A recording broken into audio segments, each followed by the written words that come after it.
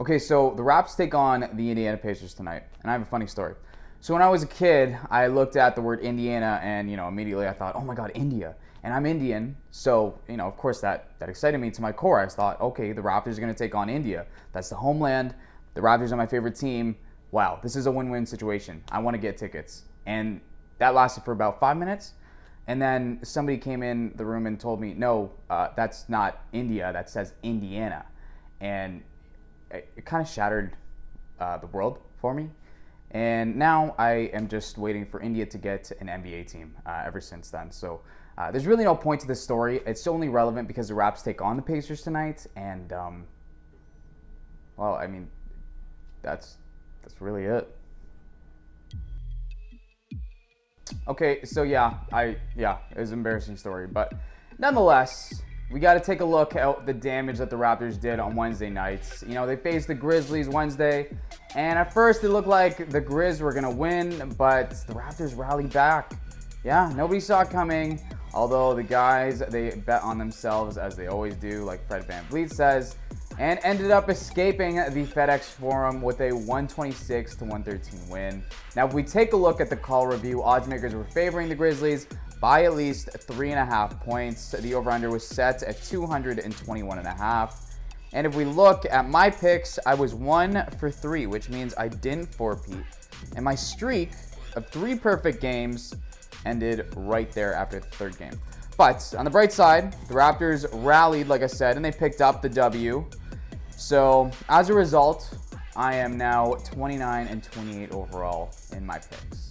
Moving on, Toronto takes on, like I said, the Indiana Pacers tonight. And I think this is going to be a tougher matchup for them than in their previous 2 games against the Pacers because Indiana has 2 key players back in the rotation, Karis LeVert and Malcolm Brogdon. Both of them missed at least 1 game against the Raptors in each of the 2 that they faced them in. So if we take a look at the odds makers are favoring the Pacers by at least 3.5 points again. The over-under has been set way lower this time at 209.5. And I'm going to take the Pacers on this one because they've got more bodies tonight than in their previous matchup with the Raps. And they also score by committee. So there's no clear number 1 option, and everybody on the team can score. On top of that, for the Raptors, Ken Birch is still out. In terms of what the Raptors can do on defense, my suggestion is to get out into the passing lanes.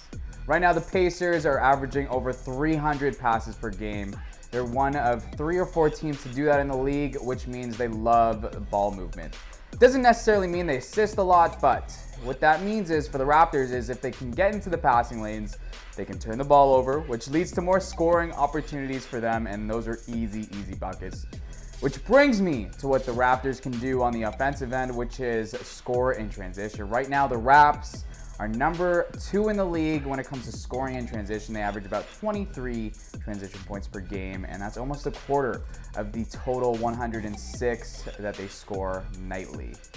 So that's it for me, but make sure you check out the game day preview. It's already been posted. And tonight, make sure you check out the wrap-up, the quick react, and nothing but positives. Those 3 things will be posted tonight as well. And then tomorrow, keep your eye out for the game day recap. All that great content can be found on RaptorsRepublic.com. In the meantime, though, make sure you subscribe to our YouTube channel just down below. And I'll catch you next time on the lineup when the Raptors take on the Boston Celtics back in Toronto.